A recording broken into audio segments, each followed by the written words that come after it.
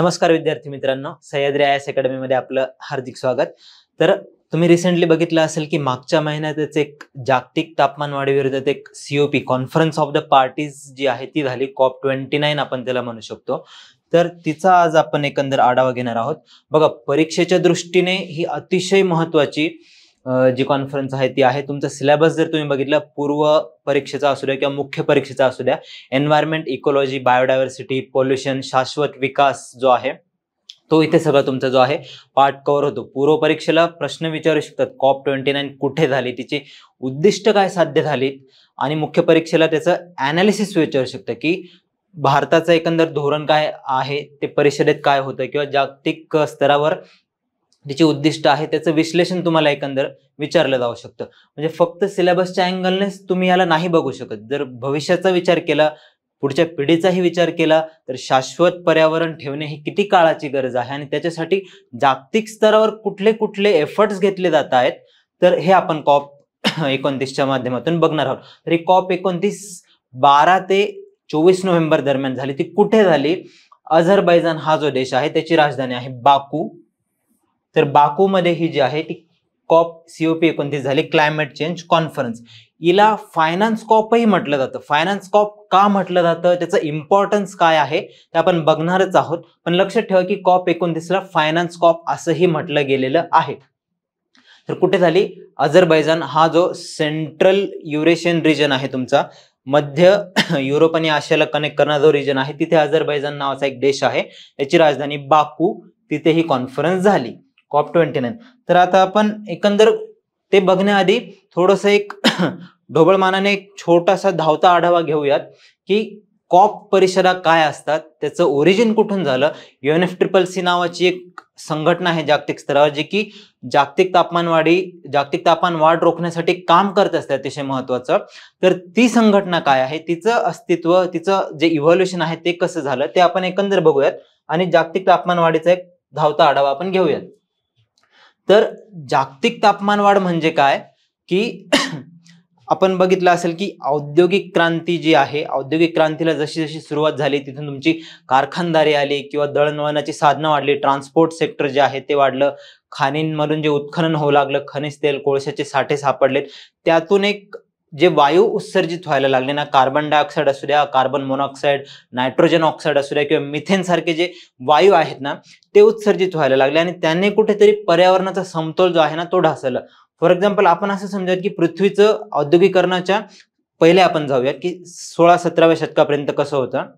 आपणास माहिती आहे की औद्योगिकरणाची सुरुवात औद्योगिक क्रांतिकारीपासून झाली, 17-18व्या शतकापासून पुढे झाली। त्याच्या आधी जर आपण बघितलं की पृथ्वीचं तापमान जे आहे ते स्थिर होतं। ते स्थिर असण्यामागे कारण काय आहे की आपण बेसिकली बघितलं की सूर्यापासून पृथ्वीकडे येणारी जी शॉर्ट वेव्हलेन्थची जी एनर्जी आहे ना, जी ऊर्जा आहे ती येते, आणि इथून परावर्तित एक होणारी ऊर्जा आहे ती लॉंग वेव्हलेंथ फॉर्मॅटमध्ये असते ती। तर होतं काय ना की वातावरणामध्ये आपले जे मगाशी आपण डिस्कस केले जे वायू आहेत ना, ते वायू जी ही ऊर्जा आहे ती ऍब्झॉर्ब करतात आणि पूर्णच्या पूर्ण जी ऊर्जा आहे जी सूर्यापासून पृथ्वीकडे आलेली आहे ती बाहेर नाही पडू देत। पूर्णच्या पूर्ण समजा जशी तशी आली आणि सगळी परत तशी गेली, तर पृथ्वीवरचं वातावरण जे आहे ते पृथ्वी एक शीतगृह बनेल, ते मायनस मध्ये जे आहे ते तापमान जाईल, ते शीतगृह बनेल ते। ओके, तर या वायूंचं काम काय आहे ना, ती एनर्जी आलेली शॉर्ट वेव्हलेंथची जी एनर्जी आहे तिला पृथ्वीपासून परावर्तित झालं, तिला ऍब्झॉर्ब करणे आणि पृथ्वीचे तापमान जे आहे ते स्थिर ठेवणे। त्यामुळे आपली पृथ्वी काय ना उबदार राहते। आता जे आपण वातावरण बघतोय, जी गरमी बघतोय, त्यामध्ये त्यांचा एक महत्वाचा भाग आहे। तर आता औद्योगिक क्रांतीमुळे झालं काय ना की तुमचं कार्बन उत्सर्जन वाढलं।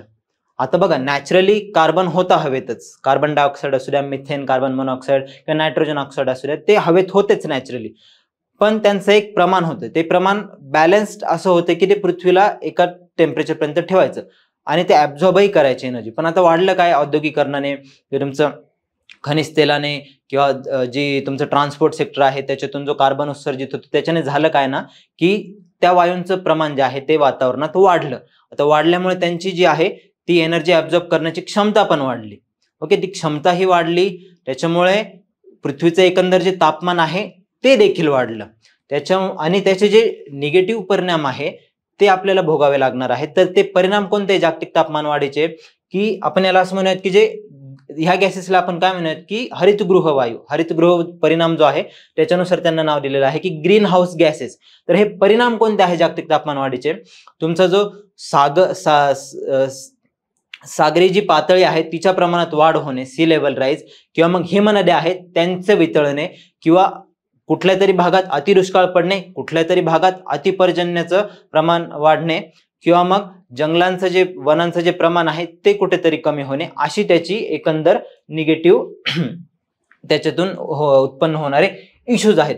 तर हे कुठेतरी त्याला आळा घालण्यासाठी सर्व राष्ट्रांनी असं ठरवलं की आपण कुठेतरी एक एफर्ट्स घेतले पाहिजे, कुठेतरी एक कलेक्टिव्हली जागतिक स्तरावर एक परिषद भरवली पाहिजे. त्याच्यात हे सर्व जे इश्यूज आहे की जागतिक तापमानवाढ का होते, ती कशी रोखली गेली पाहिजे, किंवा मग इतर राष्ट्रांना, जे गरीब राष्ट्र आहेत, अविकसित राष्ट्र आहेत, त्यांना कुठल्या प्रकारे मदत केली गेली पाहिजे, तर हे ठरवण्यासाठी एक परिषद भरवण्यात आली.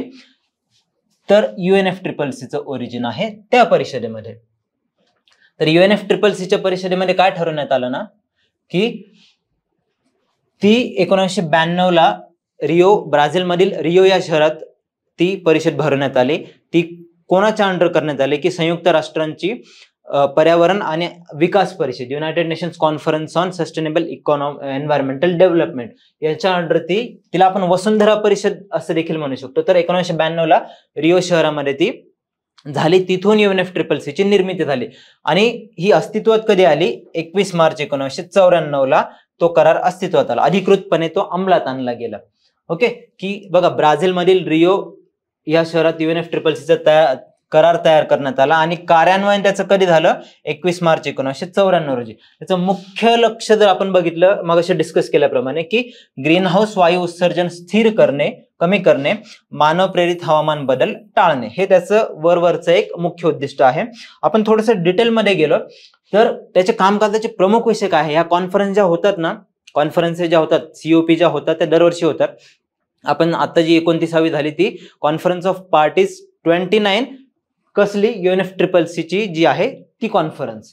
तर त्या कॉन्फरन्सेसमध्ये काय डिस्कस केलं जातं ना, की कार्बन उत्सर्जन जे आहे ते कमी करणे, मिटिगेशन म्हणू शकतो त्याला आपण, त्याचं शमन करणे, नंतर अनुकूलन, ॲडॅप्टेशन, जी आतापर्यंत जो बदल झालेला आहे त्याला कसं आपण जुळवून घेऊ शकतोय, ते एक त्याचं मुख्य उद्दिष्ट आहे.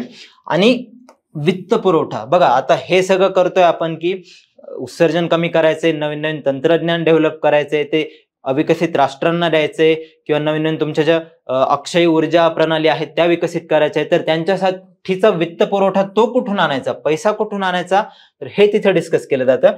तंत्रज्ञान हस्तांतरण, की नवीन नवीन ज्या टेक्नॉलॉजी येत आहेत, तुमचं मग इलेक्ट्रिक व्हेकल्स असू द्या, बॅटरी मेकॅनिझम्स असू द्या, किंवा सौर ऊर्जा, वायू ऊर्जा, त्यातून जी अक्षय ऊर्जा निर्माण होते तिचं तंत्रज्ञान हस्तांतरण कसं करायचं, आणि जी आतापर्यंत हानी झालेली आहे जागतिक पर्यावरणाला किंवा इतर राष्ट्रांमध्ये जी हानी झालेली आहे आणि ते नुकसान आहे, लॉस अँड डॅमेज आपण त्याला म्हणूयात, तर ते हानी व नुकसान कसं टाळणं, तर एकंदर हे सर्व मुद्दे जे आहेत ना ते त्या कॉन्फरन्सेसमध्ये डिस्कस केले जातात. UNFCCC त्याच्यानंतर 1994ला अस्तित्वात आली. पहिली कॉन्फरन्स कुठे झाली? COP, conference of the parties, COP1, ती कुठे झाली बरं? ती झाली बर्लिन शहरात, जर्मनीमध्ये. COP1 कुठे झाली? बर्लिन या शहरात. ओके, तर एकंदर त्याचा हे आहे. आता आपण एक एक कॉन्फरन्स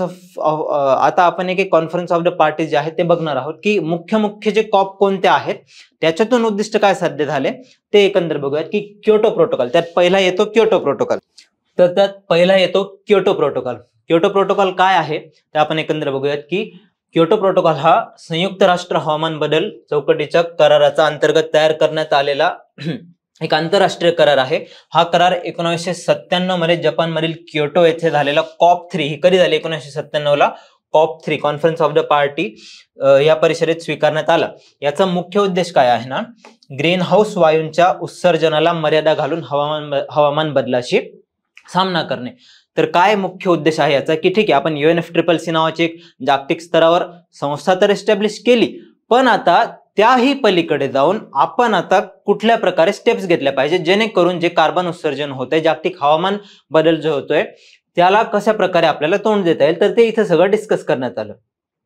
तर ह्याचं मुख्य उद्दिष्ट काय आहे ना, की ह्याने औद्योगिक देशांची एक जबाबदारी ठरवून दिली. आता बघा, औद्योगिक देशच काय ह्यात आले, की त्यांची एक ऐतिहासिक जबाबदारी. आपण मगाशी बघितलं की इंडस्ट्रियल रिव्होल्युशन जे झालं ते कुठे झालं बरं, मुख्यत्वे आपणास माहित असेल की ते झालं तुमच्या विकसित देशांमध्ये. आजचे जे विकसित देश आहे ना, त्यात मग अमेरिका असू द्या, कॅनडा किंवा पश्चिम युरोपीय देश असू द्या, ऑस्ट्रेलिया, न्यूझीलंड सारखे किंवा स्कॅन्डिनेव्हियन कंट्रीज असू द्या, यांना आपण विकसित देश म्हटलं. तर ती औद्योगिक क्रांती कुठे झाली, तिथे झाली. तर तिथे कार्बन उत्सर्जन अधिक प्रमाणात वाढलेलं होतं.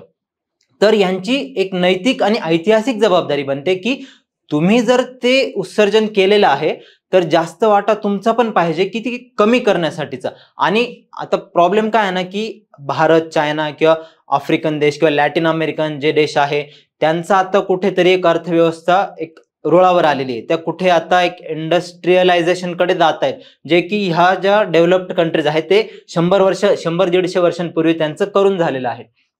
तर मग ही औद्योगिक देशांची जबाबदारी असेल की आता जे कार्बन उत्सर्जन कमी करायचं आहे ना, ते आम्ही ऑलरेडी खूप वाढवून ठेवलेलं आहे, तर आमचा त्यात सिंहाचा वाटा असेल ते कमी करण्यात. आणि जे आता इकॉनॉमीज इन ट्रान्झिशन आपण म्हणतो की संक्रम अवस्थेतल्या ज्या अर्थव्यवस्था आहेत त्यांना ते उद्दिष्ट थोडंफार कमी प्रमाणात आहे. ओके, तर ह्यातून तुमची एक कन्सेप्ट तयार होते. ती कन्सेप्ट कोणती? CBDR, common but differentiated responsibility, सामूहिक पण विभिन्न जबाबदारी. आपण बघितलं की सामूहिक जबाबदारी तर आहे प्रत्येकाची, प्रत्येक देशाला आणि असं प्रकारे सर्व जगाला कार्बन उत्सर्जन कमी करायचं असं तुम्ही नाही म्हणू शकत की चला की फक्त अमेरिकेनेच केलं पाहिजे, भारताचा त्यात काही रोल नाही, किंवा फक्त चायनानेच केलं पाहिजे, इतर देशांनी त्यात काही नाही करायचं. जागतिक तापमान वाढतं, होणारच आहे, परिणाम प्रत्येकाला भोगावेच लागणार आहे. मग ती जबाबदारी पाहिजे कॉमन, सामूहिक, पण त्यासोबतच ती विभिन्न पाहिजे की ज्याचं जितकं ऐतिहासिक त्यात जे आहे ते कॉन्ट्रीब्युशन आहे तेवढ्या प्रमाणात त्याने ती जबाबदारी घ्यायला पाहिजे आणि तेवढे एफर्ट्स देऊन ते कार्बन उत्सर्जन आहे ते कमी करायला पाहिजे. जेणे आपण असं म्हणू शकतो की हे जे डेव्हलप कंट्रीज आहेत त्यांनी थोडंसं जास्त प्रमाणात जे आहे कोळसा किंवा खनिज तेल जे आहे किंवा त्यांचा फॉसिल फ्युएलचा जो वापर आहे तो कमी केला पाहिजे ऍज कम्पेअर्ड टू तुमचे जे विकसनशील किंवा अविकसित देश आहेत त्यांच्या कंपॅरिझन मध्ये. आता हे झालं तुमचं CBDR RC जे प्रिन्सिपल आहे, रिस्पेक्टिव्ह कपॅबिलिटीज, ज्याच्या त्याच्या क्षमता ओळखून ते उपाय जे आहेत ते राबवले पाहिजेत. हे कळलं तुम्हाला की औद्योगिक देशांची जबाबदारी तिथूनच क्योटो प्रोटोकॉल मधून. बघा ही टर्म जी आहे ती महत्वाची आहे. CBDR ही टर्म परीक्षेत विचारू शकतात तुम्हाला की कॉमन बट डिफरन्शिएटेड रिस्पॉन्सिबिलिटी, सामूहिक पण विभिन्न जबाबदारी, ही कोणत्या कन्सेप्टशी किंवा कोणत्या संघटनेशी निगडित टर्म आहे. तर ही कुठली टर्म आहे? क्योटो प्रोटोकॉल, UNFCCC, आणि एकंदर जागतिक तापमान वाढ जी आहे ती रोखणे आणि कार्बन उत्सर्जन कमी करणे. आता क्योटो प्रोटोकॉल मध्ये काय येतं? लवचिक यंत्रणा, फ्लेक्झिबल मेकॅनिझम्स येतात. आता फ्लेक्झिबल मेकॅनिझम्स काय? आता आपण बघितलं की कार्बन उत्सर्जन तर कमी करायचंय, फक्त बोलून नाही चालणार, तर ते करण्यासाठी आपल्याला काहीतरी ठोस उपाययोजना पण राबवाव्या लागतील. तर त्याच्यासाठी येतात 3 मेकॅनिझम्स. पहिलं येतं तुमचं इमिशन्स ट्रेडिंग, दुसरं येतं क्लीन डेव्हलपमेंट मेकॅनिझम, अर्थात स्वच्छ ऊर्जा त्यातून तयार केली जाते, आणि तिसरं येतं जॉईंट इम्प्लिमेंटेशन.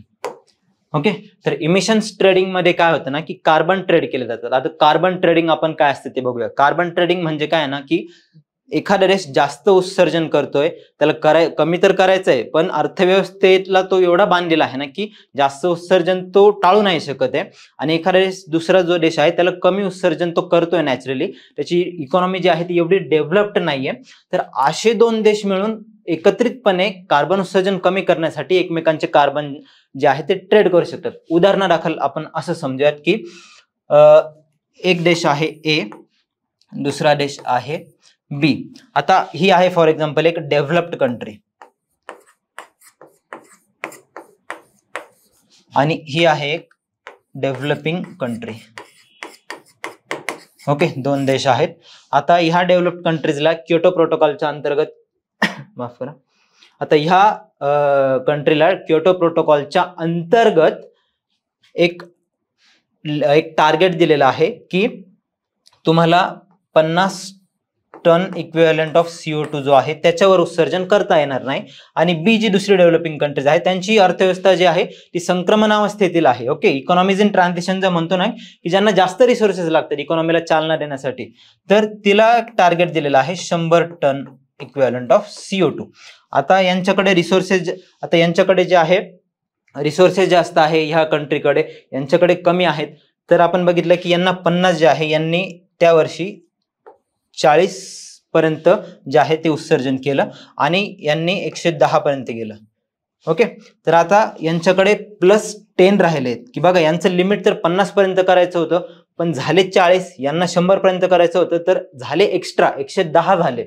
ओके, तर आता काय करू शकता ना हे की आता 10 इकडे 10 टन्स इक्विव्हॅलंट ऑफ CO2, आपण याला एक सर्टिफिकेटच्या फॉर्म मध्ये म्हणूयात की हे जे 10 टन उरलेले CO2 इक्विव्हॅलंट ऑफ CO2 आहे की हे यांना विकले की आता यांना पण टार्गेट अचीव करायचंय, यांना पण टार्गेट अचीव करायचंय. यांचं ऑलरेडी झालेलं आहे 50 पेक्षा 40 म्हणजे ऑलरेडी झालेलं आहे त्यांचं, की त्यांनी उलट 10 त्यांचं राहिलेलं आहे, ते करू शकत होते पण नाही केलं त्यांनी, आणि यांचं जे आहे ते एक्सिड झालेलं आहे. 100 पेक्षा 110 म्हणजे त्यांना प्रमाणात त्यांचं वाढलेलं आहे. तर ह्या कंट्रीज काय करू शकतात ना की यांच्याकडून दोघांना टार्गेट अचीव करायचंय, तर ते टार्गेट अचीव करण्यासाठी क्योटो परिषदेने असं सांगितलं की तुम्ही जे आहे 10 इकडून विकत घेऊ शकता. ओके, इकडून तुम्ही विकत घेऊ शकता. म्हणजे बघा इथे डेव्हलप कंट्रीजला फायदा काय झाला ना की त्यांचे जे 10 टन इक्विव्हॅलंट CO2 जे क्रेडिट्स आहे ना ते त्यांनी यांना विकले, त्याप्रमाणे त्यांना तेवढा पैसाही भेटला. आणि डेव्हलपिंग कंट्रीजला काय आहे ना की एक थोडंसं त्यांचं पैशाचा अपव्यय झाला, त्यामुळे ते नेक्स्ट टाइम पासून काय करतील ना की जे टार्गेट दिलेलं आहे ते अचीव करण्याचा प्रयत्न करतील, जेणेकरून की त्यांना परत ते कार्बन क्रेडिट्स विकत नाही घ्यावे लागणार. फायदा दोघांचा आहे ना इथं, की यांना इन्सेंटिव्ह दोघांना भेटतंय की कार्बन उत्सर्जन कमी केलं त्याचा फायदा कोणीतरी आमचे कार्बन क्रेडिट्स घेईल, तो पैसा आम्हाला भेटेल. आणि यांना काय फायदा आहे की आता आपण ठीक आहे, आता आपण घेऊ हे, पण पुढच्या वेळेस आपण पण जर यांच्यासारखं काहीतरी कार्बन उत्सर्जन कमी करण्यासाठी अक्षय ऊर्जा आणली किंवा जे हवेतील कार्बनचं प्रमाण आहे, ती जे इंडस्ट्रीज तिथून जे उत्सर्जन करतात ते जर कमी केलं तर आपल्यालाही त्याचा फायदा होईल. आपण जर 100च्या ऐवजी 90 मीट केले, जर कोणी जास्त केले असेल तर आपणही त्यांच्याकडून ते क्रेडिट्स त्यांना विकू शकतो आणि आपण त्यांच्याकडून पैसा घेऊ शकतो. हे एकंदर झालं emission trading mechanism, carbon trading mechanism. हे लक्षात आलंच असेल तुम्हाला. नंतर दुसरं येतं तिथे क्लीन डेव्हलपमेंट मेकॅनिझम, स्वच्छ ऊर्जा. आता इथे काय ना की क्योटो प्रोटोकॉल मध्ये यांना म्हटलं गेलं की Annex 1 कंट्रीज, Annex 1, आणि ह्यांना म्हटलं गेलं non Annex 1 countries, non Annex 1. Okay, Annex 1 मध्ये कोणतं बघितलं आपण? Developed countries. नॉन Annex 1 मध्ये काय बघितलं? Developing countries. Clean development mechanism काय सांगतं ना की ह्या ज्या Annex 1 कंट्रीज आहेत ना की ह्या जे कार्बन उत्सर्जन कमी करण्यासाठी जे प्रकल्प आहेत किंवा अक्षय ऊर्जा एस्टॅब्लिश करण्यासाठी जे प्रकल्प आहेत त्याच्यात तुमचे सौर ऊर्जा येऊ द्या किंवा वायू ऊर्जा येऊ द्या, ते डेव्हलपिंग कंट्रीजमध्ये अथर्स नॉन Annex 1 कंट्रीजमध्ये हे इम्प्लिमेंट करू शकतात. हे झालं तुमचं क्लीन डेव्हलपमेंट मेकॅनिझम. आलं लक्षात की स्वतःच्या देशात ते प्रकल्प एस्टॅब्लिश करण्यापेक्षा आपण डेव्हलपिंग कंट्रीजमध्ये ते जर टाकले तर त्याचा फायदा पूर्ण जगालाच होईल. कार्बन उत्सर्जन बघा तुम्हाला कुठे ना कुठे कमी करायचे, असं नाही की फक्त आमच्याच देशात कमी करायचंय किंवा इकडेच कमी करायचंय असं त्याचा अर्थ नाही होत. तो कुठे ना कुठेतरी जगाच्या पातळीवर कमी झाला तर पूर्ण जगालाच त्याचा फायदा होणार आहे, हे त्या मागचं एक उद्दिष्ट. आणि तिसरा पर्याय येतो तिथे जॉईंट इम्प्लिमेंटेशन. आता जॉईंट इम्प्लिमेंटेशन कोणी करायचं तर Annex 1 जे शेड्यूल आहे त्याच्यामध्ये ज्या कंट्रीज दिलेले आहे त्यांनी मिळून की एक Annex 1 कंट्री आहे ती दुसऱ्या Annex 1 कंट्रीला म्हणू शकते. फॉर एक्झाम्पल 2012-13 मध्ये असं झालं होतं की पश्चिम युरोपीय राष्ट्र आहे त्यांनी युक्रेन, आता पश्चिम युरोपीय राष्ट्र आणि युक्रेन दोघंही Annex 1 मध्ये येतात, त्यांनी युक्रेनला सांगितलं की तुमचं जे तुमच्या राष्ट्रामध्ये जे कार्बन उत्सर्जन होत आहे सिमेंटच्या कारखान्यातून ते कमी करण्यासाठी आम्ही तुम्हाला मदत करू. तर ते झालं जॉईंट इम्प्लिमेंटेशन. दोघांमधला फरक कळला. CDM मध्ये काय होतंय ना की डेव्हलप्ड कंट्री दुसऱ्या डेव्हलपिंग कंट्रीमध्ये कुठले तरी कार्बन उत्सर्जन कमी करण्याचे प्रोजेक्ट आहे ते राबवत आहे, आणि जॉईंट इम्प्लिमेंटेशन मध्ये यातलेच 2 राष्ट्र एकमेकांना मदत करतायत कार्बन उत्सर्जन कमी करण्यासाठी. तर हे झालं तुमचं फ्लेक्झिबल मेकॅनिझम. त्यात इमिशन्स ट्रेडिंग, CDM आणि जॉईंट इम्प्लिमेंटेशन असे 3 महत्वाचे उपघटक येतात. तर आता ह्यात सदस्य देश किती होते ना, तर तो करार अंमलात येण्यासाठी 55 देशांची जी सहमती आहे ती लागत होती. तर 55 देशांनी ज्या मोमेंटला ती सहमती दिली तर तेव्हा तो अस्तित्वात आला. तो अस्तित्वात कधी आला क्योटो प्रोटोकॉल बघा, आपण बघितलं की क्योटो प्रोटोकॉल म्हणजे COP 3 1997ला त्याचे जे आहेत डिस्कशन्स निगोशिएशन्स चालू झाले, अंमलात तो आला फेब्रुवारी 2005 मध्ये, 2005 साली अस्तित्वात आला आणि त्याचे सिग्नेटरीज किती टोटल 191 देश होते. आलं लक्षात. आता दोहा सुधारणा काय आहे की आता क्योटो प्रोटोकॉल जो आहे ना त्याचं जे अंमलात आणण्याचा जो कालावधी होता ना, आपण जे बघितलं सगळे उपघटक जे आहे त्याचे मेकॅनिझम जे आहे अंमलात आणण्याचे ते कुठपर्यंत होते, तर ते 2005 ते 2012 पर्यंत होते. ओके, की ह्या कालावधीत जे अनेक्स 1 डेव्हलप्ड कंट्रीज आहे त्यांनी कार्बन उत्सर्जन करण्यासाठी त्यांना एक टार्गेट देण्यात आलेलं होतं, ते अचीव केलं पाहिजे 2012 पर्यंत. आणि त्यात सुधारणा करणारा एक दोहा अमेंडमेंट म्हणून 2012 साली ती झाली. दोहा म्हणजे कतारमध्ये आहे. तिथे 2020 पर्यंतचे नवीन उद्दिष्ट ठेवण्यात आले. दोहाने कधीपर्यंतचे उद्दिष्ट ठेवले, 2020 पर्यंतचे. ओके, आणि ह्याही पलीकडे जाऊन की क्योटोचं मुख्य उद्दिष्ट किंवा जे मेन टार्गेट आहे ते काय ठेवलं होतं बरं, विचारू शकतात प्रश्न की क्योटो प्रोटोकॉलचं जे मुख्य उद्दिष्ट आहे ते आकड्यांच्या स्वरूपात किती होतं. तर क्योटोने असं सांगितलं अनेक्स 1 म्हणजेच डेव्हलप्ड कंट्रीजला की तुमचं कार्बन उत्सर्जन जे आहे ते 1990ला जे कार्बन उत्सर्जन होतं, आता जे सध्याचं 2005ला जो करार झाला होता ना तेव्हा सांगण्यात आलं, तेव्हा तुमचं उत्सर्जन किती पाहिजे, 1990ला जे कार्बन उत्सर्जनचं प्रमाण होतं ना त्याच्या 5.2% तो तुम्ही कमी केलं पाहिजे. हे त्याचं होतं मुख्य उद्दिष्ट. ते कधीपर्यंत अचीव करायचं होतं, 2012 पर्यंत. आणि पुढे 2012 ते 2020 पर्यंत अजून नवीन सुधारणा आणण्यासाठी काय केलं गेलं, त्यात आणली गेली दोहा अमेंडमेंट. हे झालं तुमचं क्योटो परिषद. ही अतिशय महत्वाची परिषद आहे, कारण इथून सगळ्या ज्या गोष्टी आहे ना जागतिक तापमानवाढीकडे किंवा जी ग्लोबल वॉर्मिंग होते त्याच्याकडे सिरियसली जग बघायला लागलं, नाही तर कोणी त्याला सिरियसली भावच नव्हतं देत कोणी. इथून ते कुठेतरी, त्यात पण युएसएने खोडा घातला. आता कसं युएसए मध्ये 2018ला त्यांनी पॅरिस अग्रीमेंट जे आहे त्याच्यात खोडा घातला, तसं इथेही युएसएने ते सुरुवातीला ऍक्सेप्टच नाही केले की आम्हाला ह्या अटी शर्ती मान्य नाहीत. ओके, तर आपण ते पुढे जाऊयात आता की आता येते आपली पॅरिस अग्रीमेंट. आता क्योटो परिषद बघितली आपण की क्योटो परिषदेने ते मेकॅनिझम्स आहेत ते सर्व इम्प्लिमेंट केले गेले. आता मध्यंतरीचा जो काळ आहे ना 2005 ते त्याच्या पुढचा, की त्यात भरपूर डेव्हलपमेंट झाल्या. की त्यात IPCC नावाची एक संस्था आहे, inter governmental panel on Climate change, त्यांचे 3 रिपोर्ट आले. त्या 3 रिपोर्टमध्ये एक भयानक, एक भीषण अशी परिस्थिती त्यांनी जगाला दाखवली. ती परिस्थिती काय होती की जर तुम्ही ग्लोबल टेम्परेचर राईज जे आहे, तापमान वाढ, ती जर रोखली नाही आणि ती पण कधी लॉंग टर्म साठी नाही, येत्या जर जो काळ आहे पुढच्या 5-10 वर्षाचा किंवा 15-20 वर्षाचा तेवढ्या कालावधीत जर ती रोखली नाही तर त्याचे भयानक दुष्परिणाम तुम्हाला आणि येणाऱ्या पुढच्या पिढीला भोगावे लागू शकतात, असं IPCC ने सांगितलं. ते परिणाम काय असू शकतात की पूर परिस्थिती निर्माण होणे, जगाच्या विविध भागात दुष्काळ पडणे आणि जैवविविधतेला मोठ्या प्रमाणात धोका निर्माण होणे. इव्हन तुमची अन्न सुरक्षा सुद्धा धोक्यात येऊ शकते. लोकांना 2 वेळचं खायला सुद्धा मिळणार नाही. कारण का, त्याचा इम्पॅक्ट तुमच्या अन्न साखळीवरती आणि पिकांच्या उत्पादनावरती सुद्धा होणार आहे. एवढ्या लेवल पर्यंत यांनी सांगितलं. तेव्हा कुठे जाऊन तरी देशांचे सर्व देशांचे जे आहे ते डोळे उघडले. तर त्यासाठी त्यांनी काय करायला पाहिजे असं ठरवलं की बघा 2009ला एक कॉन्फरन्स झाली. 2009च्या कॉन्फरन्समध्ये ना की आता आपण सगळं ते बघितलं क्योटोमध्ये काय काय करायचंय, पण मेन तर पैसा पाहिजे, वित्त पुरवठा पाहिजे. तर 2009च्या कॉन्फरन्समध्ये असं ठरवण्यात आलं ना की हे सर्व प्रोजेक्ट जे आहे ते इम्प्लिमेंट करण्यासाठी विकसित राष्ट्र हे विकसनशील राष्ट्रांना $100 अब्ज दरवर्षी अशी मदत करतील. हा एक मुख्य मुद्दा आहे. हे 2009च्या एका कॉन्फरन्समध्ये ठरलं आणि त्याही पलीकडे जाऊन IPCCचे रिपोर्ट आले. आता आपण बघितलं की याचा सिरियसनेस म्हणून 2015ला एक पॅरिस अग्रीमेंट झालं. पॅरिस करार आपण त्याला म्हणूयात की पॅरिस करार हा 2015 मध्ये फ्रान्स येथे झाला आणि तो एक स्वीकारला गेलेला ऐतिहासिक करार आहे. हा करार हवामान बदलाशी लढण्यासाठी आणि त्याचे परिणाम कमी करण्यासाठी जगभरातील देशांना एकत्र आणणारा एक महत्वाचा टप्पा आहे. बघा 2015ला तुमचे सस्टेनेबल डेव्हलपमेंट गोल जे आहे, शाश्वत विकास ध्येय, ते देखील आले आणि UNFCCC जी आहे ती COP21 जी आहे ना कॉप 21 म्हणूयात आपण याला, कॉप 21 झाली ती 2015ला. कुठे झाली ती? पॅरिस या ठिकाणी. आकडे लक्षात ठेवा, परीक्षेत विचारले जाऊ शकतात. तर ह्याच्यासाठी देशांनी एकत्र येऊन काय केलं पाहिजे, तर पॅरिसमध्ये त्याची मुख्य उद्दिष्ट ठरवण्यात आली. तर पॅरिसमध्ये काय होतं की मुख्य उद्दिष्ट काय, जसं की जागतिक तापमान वाढ जी आहे तिचं लवकरात लवकर ती रोखणे.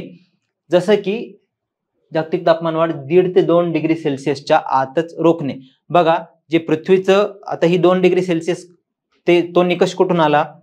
IPCCने सांगितलं होतं. IPCCचे जे सायंटिफिक रिपोर्ट्स येतात ना, इव्हॅल्युएशन केलेले असतात, जगभरातले भरपूर शास्त्रज्ञ त्यात किंवा संस्था त्यात एकत्र येतात आणि ते एक सायंटिफिक अनालिसिस करतात आणि पूर्ण जगापुढे त्यांचा रिपोर्ट मांडतात. तिथून त्यांनी सांगितलं की जर तुम्ही 2 आणि त्यातल्या 1.5 डिग्रीच्या आत जर तुमची जागतिक तापमान वाढ रोखली तर आणि तरच पृथ्वीचं जे वातावरण आहे ते व्यवस्थित राहील आणि तुम्हाला एक शाश्वत विकास साध्य करता येईल, नाही तर सगळा विनाशच होईल. तर औद्योगिकरणाच्या आधीचं जे टेम्परेचर होतं ना, त्याच्या लेवलने आत्ताचं जे टेम्परेचर आहे ते फक्त जास्तीत जास्त 2 डिग्री सेल्सिअस पर्यंतच वाढू देणे. ओके, आणि ते कमीत कमी 1.5 पर्यंत आणण्याचा प्रयत्न करणे. ह्याला लक्षात की औद्योगिकरणाच्या आधीच्या तापमानाच्या मॅक्सिमम 2 डिग्री सेल्सिअस पर्यंतच वाढू देणे, जर आपल्याला जो होणारा विनाश आहे तो टाळायचा असेल तर, आणि त्यातल्या त्यात 1.5 पर्यंतच ते रोखणे. आता हे झालं तुमचं मुख्य उद्दिष्ट. त्यात अजून राष्ट्रीय पातळीवरील योगदान, NDCs नॅशनली डिटरमिन कॉन्ट्रीब्युशन्स त्याला म्हणतात. याच्यावर प्रश्न येऊन गेलेला आहे. ते विचारू शकतो मी. मग CBDR जशी टर्म बोललो ना, तसं NDCs नॅशनली डिटरमिन कॉन्ट्रीब्युशन हा युपीएससीच्या पूर्वपरीक्षेला देखील आलेला प्रश्न आहे.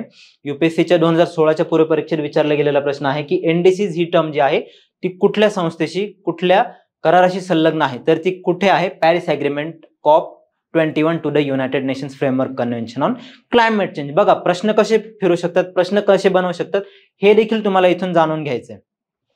हे पण लक्षात ठेवू शकता तुम्ही. तर पॅरिसचे मुख्य उद्दिष्ट काय आहे, तर ह्या NDCs मध्ये काय करायचं ना, की नॅशनली डिटरमिन कॉन्ट्रीब्युशन्स. आपण त्याचा शब्दशः अर्थ घेतला तर प्रत्येक राष्ट्राला काहीतरी असं एक उद्दिष्ट ठेवायचं आहे की आम्ही कार्बन उत्सर्जन इतक्या प्रमाणात कमी करणार, आम्ही अक्षय ऊर्जेला प्रोत्साहन देणार. ते आमच्या एकूण अक्षय ऊर्जा जी आहे, रिन्युएबल एनर्जी आपण त्याला म्हणतो, ती आमच्या एकूण ऊर्जेच्या किती पट असणार आहे किंवा ती जास्तीत जास्त असायला पाहिजे, त्याच्यासाठी आम्ही प्रयत्न करणार. किंवा जे फॉरेस्ट कव्हर आहे ते आम्ही वाढवणार. आणि कार्बन जो आहे हवेतला जो ऍडिशनल कार्बन जो आहे, एक्स्ट्रा कार्बन जो आहे, तो आम्ही शोषून घेणार. कार्बन सिक्वेस्ट्रेशन एक टर्म आहे त्याला. तर याच्यासाठी ते NDCs आहेत, ते प्रत्येक राष्ट्राने ते सांगितलेले आहेत. ओके, तर हे झाले NDCs. आता अनुकूलन, ऍडॅप्टेशन, तर जुळवून कसे घेणार? ठीक आहे, आतापर्यंत तुमचे परिणाम तर झालेले आहेत की समुद्र पातळीत वाढ झालेली आहे किंवा मग तुमची जंगलांची जी आहे ती ऱ्हास झालेला आहे, समुद्राच्या पातळीत वाढ झालेली आहे किंवा पूर परिस्थिती नियंत्रणाबाहेर जाते किंवा दुष्काळ पडतोय, हे परिणाम आतापर्यंत झालेत. त्याच्याशी जुळवून कसं घ्यायचं, तर हे कुठेतरी अनुकूलन जी प्रक्रिया आहे, ऍडॅप्टेशन त्याला म्हणतात, तर तिथे सांगितलं गेलेलं आहे. वित्तीय सहकार्य, की आपण मगाशी बघितलं ना की वित्तीय सहकार्य किती महत्वाचं आहे, आणि ते 2009ला $100 अब्ज जो निधी आहे दरवर्षीप्रमाणे तो विकसित राष्ट्र अविकसित राष्ट्रांना देणार आहेत. ते वित्तीय सहकार्य किती वाढवायचं आणि कोणत्या प्रमाणात वाढवायचं, कोणत्या कोणत्या वित्त संस्था त्या पुरवठा करतील, हे इथे पॅरिसमध्ये डिस्कस केलं गेलं. आणि कार्बन न्यूट्रॅलिटीची उद्दिष्ट. आता कार्बन न्यूट्रॅलिटी म्हणजे काय बरं?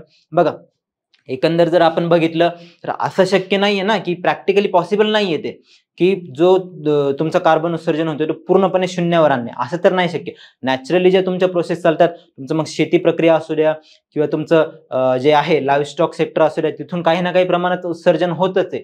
तर कार्बन न्यूट्रॅलिटी म्हणजे काय, की कार्बनचं उत्सर्जन शून्य न करता जेवढं उत्सर्जन होते ना तेवढंच ते शोषून घेणे, तेवढंच ऍब्झॉर्ब करणे, याला कार्बन न्यूट्रॅलिटी म्हणतात. म्हणजे ते हवेतलं एक्स्ट्रा कार्बनचं प्रमाण आहे ते शून्यावर आणणे, थोडक्यात त्याचा अर्थ.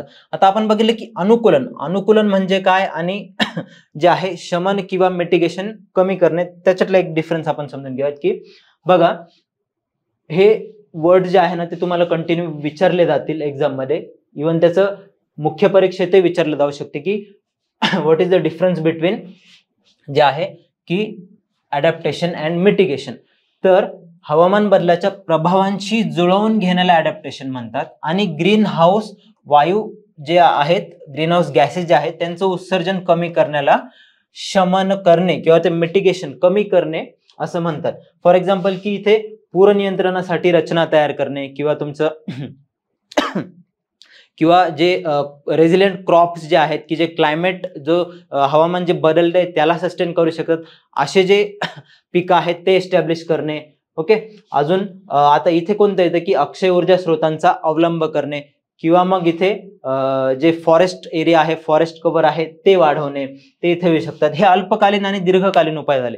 जसं की आपण बघितलं की इथे फक्त जुळवून घेतोय आपण, परिणाम तर झालेले आहेत त्यांच्याशी आपल्याला कसं तरी जुळवून घ्यायचं. पूर परिस्थिती येते त्याला आपल्याला कुठेतरी रोखायचंय, तिथे जे एम्बँकमेंट्स आहेत ते बांधायचे आहेत, जंगलांची हानी झालेली आहे तिथे कुठेतरी आर्टिफिशियल ट्री प्लांट करून ते कार्बन सिक्वेस्ट्रेशन करून घ्यायचं, इथे जुळवून घ्यायचं.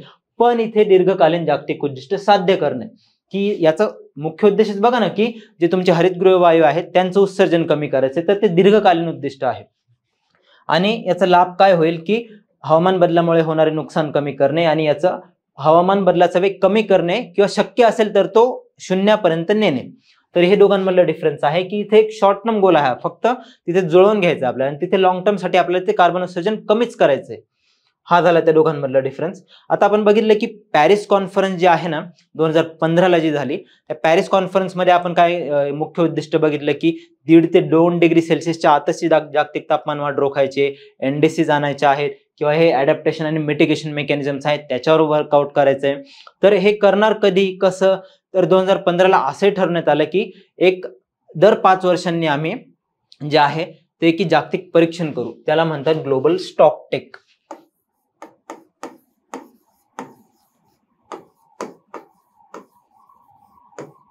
जागतिक परीक्षण ग्लोबल स्टॉक टेक हा अंमलात आला 2016 पासून. म्हणजे 2021 मध्ये 5 वर्षांनी आम्ही जे आहे ती ग्लोबल स्टॉक टेक घेऊ की 5 वर्षात आम्ही जी उद्दिष्ट किंवा प्रत्येक देशाने जे त्यांचं ऐच्छिक योगदान सांगितलेलं होतं, नॅशनली डिटर्मिन्ड कॉन्ट्रीब्युशन आहे ते सांगितलेलं होतं, तर त्यात त्यांनी कोणत्या प्रमाणात अंमलात आणलेल्या आहेत त्या गोष्टी, तर ते कधी बघण्यात येईल, ते 2021 ला बघण्यात येईल. तर 2021 ला ग्लासगो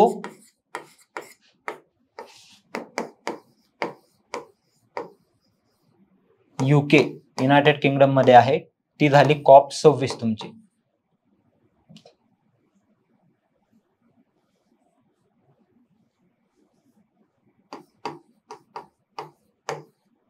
COP 26 हे लक्षात ठेवा, परीक्षेत विचारले जाऊ शकतात. मी पुन्हा पुन्हा का उच्चार करतोय ना, कारण या महत्वाच्या आहेत. क्योटो असू द्या, पॅरिस असू द्या किंवा ग्लासगो असू द्या, 2021 ला झाली ग्लासगो UK येथे. ती कोणती नंबर काय होता तिचा, COP 26. जोड्या जुळवामध्ये असे प्रश्न विचारले जाऊ शकतात. किंवा मग मेन्स साठी तुम्हाला की COP 26 मध्ये अंमलात आणली गेलेली उद्दिष्ट कोणती आहेत त्याचं विश्लेषण करायचं असे विचारलं जाऊ शकते. त्याच्यामुळे हे महत्वाचं आहे. तर तिथे काय ठरवणार, तिथे आता आपण बघितलं की ते जागतिक परीक्षण सर्व राष्ट्रांचं घेतलं गेलं तिथं की आतापर्यंत काय काय झालेलं आहे आणि आता इथून पुढे काय केलं गेलं पाहिजे. तर त्यात सर्व जे डेव्हलपिंग कंट्रीज आणि अंडर डेव्हलप कंट्रीज आहे ना, मग त्यात तुमचे आशियाई देश असू द्या किंवा खालचे तुमचे आफ्रिकन देश, लॅटिन अमेरिकन देश असू द्यात, त्यांनी एक ठळक मुद्दा मांडला की आम्हाला सर्व करायचंय. तुम्ही क्योटो पासून सांगत आलात की बाबांनो पर्यावरण चेंज होतंय, जागतिक तापमान वाढ होते, सगळं मान्य आहे, आम्ही करायला पण तयार आहोत, पण त्याच्यासाठी लागणारा जो पैसा आहे तो आम्ही पूर्ण प्रमाणात नाही देऊ शकत आहे. आमची अर्थव्यवस्था आता इकॉनॉमी इन ट्रान्झिशन आहे. विकसित राष्ट्रांनी त्यांचं जे दरडोई उत्पन्न आहे किंवा त्यांचं जो GDP आहे ते एका लेवलपर्यंत त्यांनी नेऊन ठेवलेलं आहे, त्यांच्याकडे भरपूर पैसा आहे, आमच्याकडे नाही. आम्हाला गरिबी असू द्या किंवा बेरोजगारी अशा समस्या जे किंवा मग हंगर इश्यू असू द्या, कुपोषितपणाचा, माल न्यूट्रिशनचा विषय, अशा आम्हाला समस्या भेडसावत आहेत. तर अशासाठी आम्हाला अर्थव्यवस्थेला चालना देणं गरजेचं आहे जास्तीत जास्त गरिबी निर्मूलनासाठी. तर आम्ही एक्स्ट्राचा पैसा इथे नाही देऊ शकत आहे. तर हा एक ठळक मुद्दा तिथे अधोरेखित केला गेला की अजून जास्त वित्त सहाय्य हे डेव्हलपिंग आणि अंडर डेव्हलप कंट्रीजला केलं गेलं पाहिजे. तर त्यातून एक कन्सेप्ट उदयाला आली, तिचं नाव आहे NCQG. टर्म लक्षात ठेवा, मी नेहमी सांगतोय की आता इथे याचं नाव काय की न्यू क्युम्युलेटिव्ह क्वांटिटेटिव्ह गोल्स. तर ह्या गोल्समध्ये काय ठरवलं गेलं ना की अधिकाधिक वित्त पुरवठा कसा आहे ते स्थापन करण्यासाठीचं एक वर्किंग मेकॅनिझम ग्लासगो मध्ये ठरवण्यात आलं. ओके, आणि ते कधी होणार होतं तर आत्ताच्या ह्या वर्षीच्या COP29 मध्ये. तर आता आपण येऊयात COP29 कडे. इथे आता आपण बघितलं की NCQG जे आहे ते वर्किंग मेकॅनिझम कधी एस्टॅब्लिश केलं, ग्लासगोला 2021 ला. तर आता इथे काय ठरवण्यात आलं ना, आता बघा आपण डेव्हलप्ड कंट्रीज एक हा घेऊयात आणि इकडे घेऊयात डेव्हलपिंग, की अधिकाधिक वित्त पुरवठा झाला पाहिजे NCQGच्या अंडर.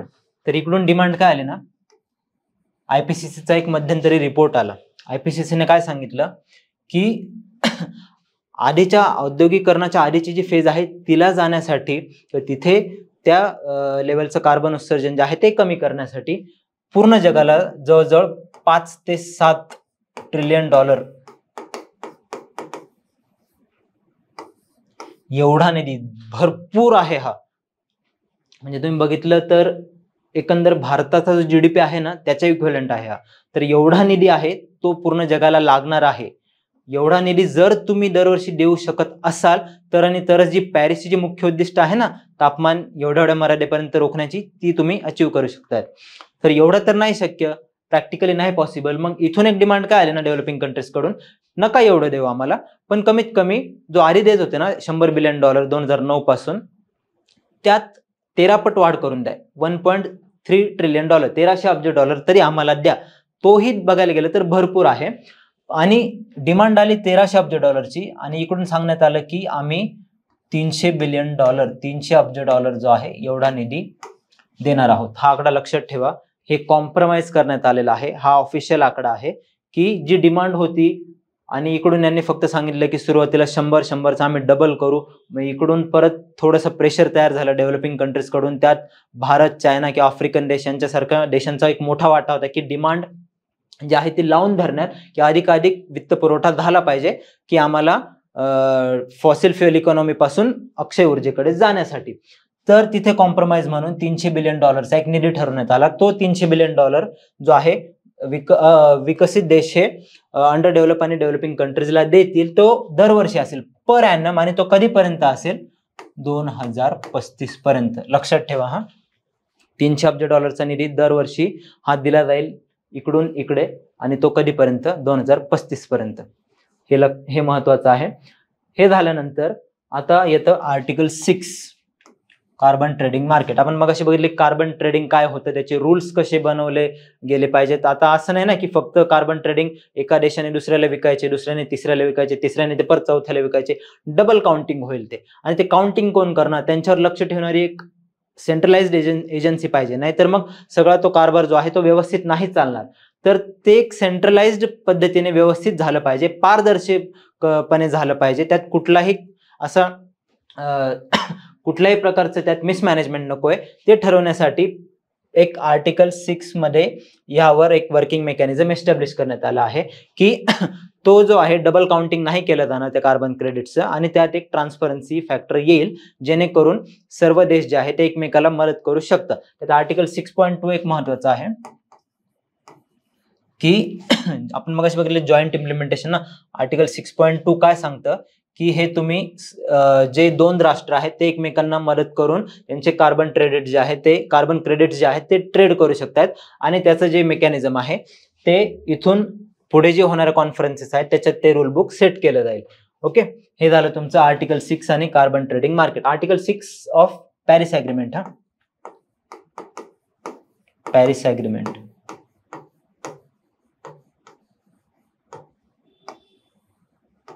हे झालं.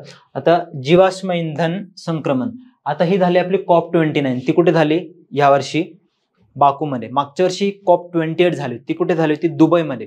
ती खूप कॉन्ट्रोवर्शियल झाली होती. कॉन्ट्रोवर्शियल का झाली होती ना, की त्याच्यात फॉसिल फ्युएल फेज आउट, जीवाश्म इंधन पूर्णपणे त्यांचा नायनाट करणे किंवा त्याचा वापर न करणे असं ठरवण्यात आलं होतं. हे कोणी ठरवलं होतं? विकसित देशांनी. पण आता इथे विकसनशील भारतासारखे, चायनासारखे किंवा अंडर डेव्हलप ज्या कंट्रीज आहेत त्यांचं म्हणणं काय की आमची जी इकॉनॉमी आहे ती अजून पण कोळसा आणि खनिज तेलावर किंवा खाणींवर जी आहे ती मोठ्या प्रमाणात डिपेंडंट आहे. भारताचा जर विचार केला तर भारताचं एकूण ऊर्जेतलं कोळशाचं जे प्रमाण आहे ते ऑलमोस्ट 50% वर आहे ते. तर आम्ही नाही ना ते फॉसिल फ्युएल फेज आउट ते नाही करू शकत आम्ही. तर जी मागची कॉन्फरन्स आहे ती त्याच्यातच पूर्णपणे वाहून गेली. त्याच्यावर एक तोडगा नाही निघू शकला, तर त्याला एक कॉम्प्रोमाइज म्हणून की ग्रॅज्युअली फेजिंग आउट, संक्रमणावस्थेत आपण त्याला करूयात, की विकसित देशांनी एक टार्गेट ठेवलं गेलं की आम्ही तर लवकरात लवकर करू. त्याखेरीज ज्या डेव्हलपिंग कंट्रीज आहेत त्यांना देखील लॉंग टर्म मध्ये जे आहे फॉसिल फ्युएलचा यूज कमी करून अक्षय ऊर्जेचा वापर वाढवायचा आहे. तर याच्यावर देखील त्याच्यात डिस्कशन झालं आणि एक अनुकूलन रोडमॅप जो आहे, बाकू अडॅप्टेशन फ्रेमवर्क जे आहे ते देखील तिथे जे आहे सर्व राष्ट्रांनी मिळून त्यावर करार करण्यात आला, की आता इथून पुढे अनुकूलन जे आहे की जे आतापर्यंत हानी झालेली आहे त्याच्यावर कसं आपल्याला जुळवून घेता येईल, कसं त्या गोष्टी अडॉप्ट करता येतील, त्याच्यावर वर्कआउट कसं करायचं तिथे एक ठरवण्यात आलं. आणि लिमा वर्क प्रोग्राम आहे, की लिमा वर्क प्रोग्राम 2013ला जी कॉन्फरन्स झालेली होती ना, इथे काय आहे ना की आतापर्यंत ह्या ज्या कॉन्फरन्सेस होत होत्या ना त्यात जेंडर पर्स्पेक्टिव्हने त्याला बघितलं जात नव्हतं. तर 2013 साली एक करार करण्यात आला की आपण ह्या सर्व गोष्टींना की त्यात स्त्रियांचा सहभाग असला पाहिजे पॉलिसी मेकिंग मध्ये, कारण अल्टिमेटली कुठली जागतिक तापमान वाढ होते किंवा कुठले जे दुष्परिणाम होत आहेत त्यांचा सगळ्यात जास्त जे भोगाव कोणाला लागतं ते स्त्रियांना लागतंय, ते पण तळागाळातल्या. तर त्यांचं कुठेतरी म्हणणं ऐकून घेतलं पाहिजे. तर gender programme, Lima work programme on gender action, तर ह्याचा देखील विस्तार आपण भविष्यात करूयात, हे देखील COP29 मध्ये ठरवण्यात आलेलं आहे, की जी 2013 मध्ये सुरुवात झाली होती त्याची. आणि हवामान अहवालात पारदर्शकता वाढवणे, आपण इथे बघितलं की आर्टिकल 6 काय सांगतं ना, कार्बन ट्रेडिंग मार्केट जे आहे किंवा तुमचे कशा प्रकारे इमिशन्स ट्रेड केले गेले पाहिजे, त्याच्यात पारदर्शकता आणली पाहिजे, तर ती कशा प्रकारे आणली गेली पाहिजे, तर ते इथे डिस्कस केलं गेलं COP29 मध्ये. हे झाले त्याचे मुख्य उद्दिष्ट. तुम्हाला जर परीक्षेत विचारलं ना की जी COP29 झाली त्याच्यातून आउटकम काय निघालं, पहिलं NCQG article 6 carbon trading market, त्याच्यावर डिस्कशन झाले की त्याच्यात अजून कशा प्रकारे व्यवस्थितपणे कारभार चालवला जाऊ शकतोय. जीवाश्म इंधन संक्रमण जे आहे त्यात जी पुढच्या वर्षी जी होणारी कॉन्फरन्स आहे तिथे एक थोडंसं डिस्कस केलं जाईल. नंतर एक अडॅप्टेशन रोडमॅप जो आहे तो अंमलात आणला जाईल. त्यानंतर जे लिमा वर्क प्रोग्राम आहे की gender sensitisation about the climate issues, ते तिथे डिस्कस केलं गेलं. आणि हवामान अहवालात पारदर्शकता वाढवणे, हे जवळजवळ 4 ते 5 मुद्दे तुम्ही तुमच्या उत्तरामध्ये लिहू शकताय. ओके, आता हे झालं सगळं, पण तरीही ह्या कॉन्फरन्सवर टीका करण्यात आली. ती टीका का करण्यात आली की आपण बघूयात की त्याच्यात त्रुटी काय आहेत. त्रुटी काय आहेत तर अपुऱ्या अर्थच आहे. मग अशी बघितलं डिमांड कितीची होती बरं, $1.3 ट्रिलियन डिमांड होती. दिले किती गेले, फक्त 300 दिले गेले, 3 पट दिले गेले फक्त. तर ते पुरेसं नाहीये. IPCCने किती सांगितलं, तो तर भरपूर आकडा होता, हे पुरेसं नाहीये. पण ह्या कॉन्फरन्समध्ये असं देखील सांगण्यात आलं की ठीक आहे आम्ही आता 300 देतोय, पण ते 1300 पर्यंत जाण्यासाठी देखील आम्ही पुढच्या ज्या येणाऱ्या कॉन्फरन्सेस आहेत भविष्यातल्या त्यावर आम्ही ते वाढवण्यासाठी त्याच्यावर आम्ही एक उपाययोजना राबवू की त्यावर डिस्कशन घेऊ असं सांगण्यात आलं. पण ते फक्त कागदावरच, अपुरा अर्थसहाय्य आहे इथे. त्याच्याने जो डेव्हलपिंग कंट्रीज मधलं जे ट्रान्झिशन म्हणतो ना आपण की त्यांना जे उत्सर्जन कमी करायचं आहे त्याच्याने नाही होणार आहे ते. अजून अनुदानाऐवजी कर्जावर जास्त अवलंबून. आता होतं काय ना, ठीक आहे आधी 100 दिले जात होते, आता 300 दिले जाणार आहेत, पण आता हे डेव्हलपिंग कंट्रीजला हे ग्रांट स्वरूपात पाहिजे. ग्रांट दिली म्हणजे एखाद्या देशाने दुसऱ्या देशाला ग्रांट दिली ना तर ते कर्ज त्याचं किंवा त्याचं इंटरेस्ट नाही द्यावं लागत त्यांना, किंवा ते असं फ्री म्हणून ते यूज करू शकतात. पण जर कर्ज दिलं ना त्याच्यावर लागणारं व्याज, एकतर हे जे अविकसित देश आहे त्यांच्याकडे जास्त पैसा नाहीये ते कर्ज फेडण्यासाठी. पण होतं काय ना की जे आतापर्यंत निधी दिला गेलेला आहे तो कर्ज स्वरूपातच दिला गेलेला आहे. जर ते ग्रांट स्वरूपात दिले गेलं असतं त्यांच्यावरचं बर्डनही कमी झालं असतं आणि त्यांना भविष्यात जी परतफेडीची चिंता आहे ती देखील सतावली नसते आणि त्यांनी इफेक्टिव्हली कार्बन उत्सर्जनाचे जे प्रकल्प आहेत ते राबवले गेले असते. तर हा देखील एक त्याचा तोटा आहे की अनुदानाऐवजी कर्जावर जास्त फोकस दिला जातो. आपण मगाशी बघितले जीवाश्म इंधन फेज आउट आहे त्यावर तोडगा काढण्यात अपयश, फक्त डिस्कस करण्यात आलं की भविष्यात ज्या येणाऱ्या कॉन्फरन्सेस आहेत त्याच्यावर काहीतरी तोडगा काढूयात, हे इथे नाही झालेलं आहे. कारण त्याच्यात दोन्ही ब्लॉकचं जे म्हणणं आहे ते कुठेतरी त्यांच्यात कॉम्प्रोमाइज निघत नाहीये. आणि अपूर्ण उत्सर्जन उद्दिष्टे, की आपण बघितलं पॅरिसमध्ये जे नॅशनली डिटर्मिन कॉन्ट्रीब्युशन NDCs आहे ना त्याच्यात प्रत्येक राष्ट्राला काहीतरी एक उद्दिष्ट घालून देण्यात आलेली होती, तर ती आतापर्यंत नाही केली. भरपूर साऱ्या राष्ट्रांनी ती अचीव नाही केली गेलेली आहे. तर ते एक त्याचं आपण एक त्रुटी म्हणू शकतो. तर आता यात भारताचा काय रोल होता विचारला जाऊ शकतो प्रश्न, की COP29 मध्ये भारताचा पुढाकार कुठल्या प्रकारे होता. तर आता लीड परिषद म्हणू शकता तुम्ही. भारताने स्वीडन सोबत लीड IT सदस्य बैठकीचे आयोजन केले होते. या परिषदेचा मुख्य उद्देश काय होता ना, की अवजड उद्योगांच्या कार्बन उत्सर्जन कमी करण्यासाठी भर देण्यात आलाय. विचारू शकतात प्रश्न की लीड IT परिषद जी आहे ती भारताने कोणत्या देशासोबत घेतली. COP29 झाली, त्यालाच धरून तिथेच पॅरलली एक वेगळी परिषद भारताने भरवली. कोणासोबत? स्वीडन सोबत. मुख्य उद्देश काय होता? अवजड उद्योगांमधून होणारं कार्बन उत्सर्जन आहे ते कमी करणे. ओके.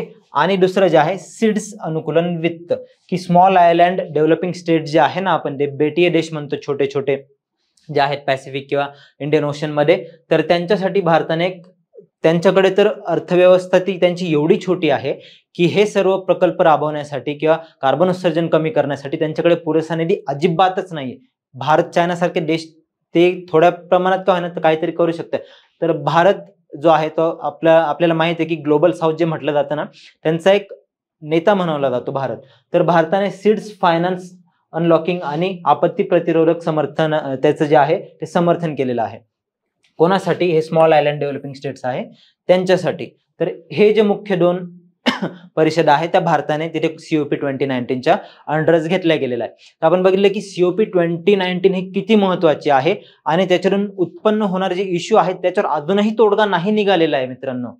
तो जर लवकरात लवकर नाही निघाला तर पुढचं येणारं भविष्य आहे ते अवघड आहे. आत्ताच तुम्ही एवढ्या लांब कशाला जाता? आपण सायंटिफिक रिपोर्ट कशाला बघायचे? तुमच्या आमच्या आयुष्यातच घ्या ना, की आता गरमी किती वाढले, वातावरण कसं बदल होतं. एवढ्यात थंडी होती तर आता लगेच पाऊस पडतोय कुठेतरी, एका भागात खूप दुष्काळ पडलेला आहे तर एका भागात पूरच्या पूर येत आहेत. भरपूर समुद्र पातळीत होणारी वाढ असू द्या किंवा मग जे पिकांचं जे नुकसान होतंय ते असू द्या, तुमच्या दररोजच्या जीवनात तुम्ही या गोष्टी बघू शकतात. तर त्यातून त्याचं महत्व किती आहे ते अधोरेखित होतंय.